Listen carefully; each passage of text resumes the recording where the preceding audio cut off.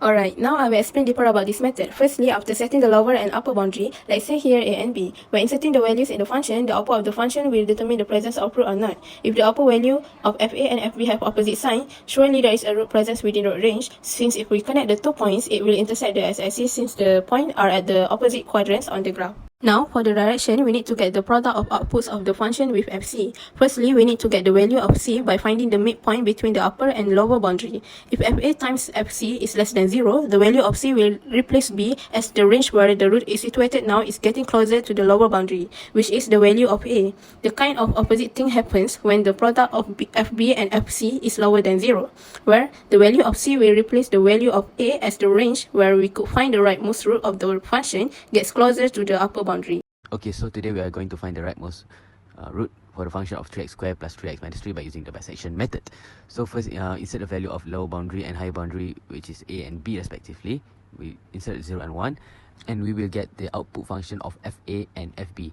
But please be careful when inserting the values into the formula in the function, okay?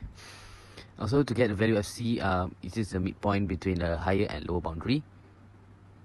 And also we insert the value of C into the function. And now the product of FA and FC and also the product of FB and FC will determine the direction. So the product of FA and FC, if it's lower than 0, means we'll change the value of B with the midpoint from the previous row. And if the product of FA and FC is less than 0, means we'll change the value of B from with the value of C from the previous row. Just like I explained before, this will affect the direction.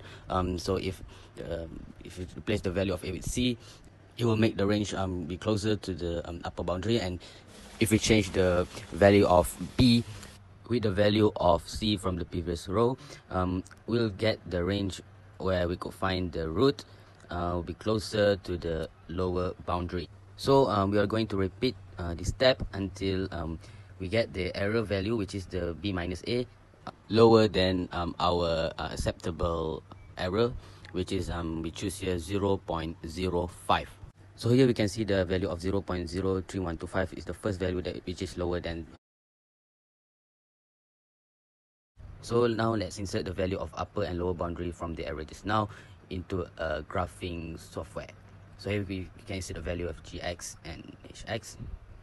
So now we can see the rightmost root of the quadratic function is situated between the lower and the upper boundary.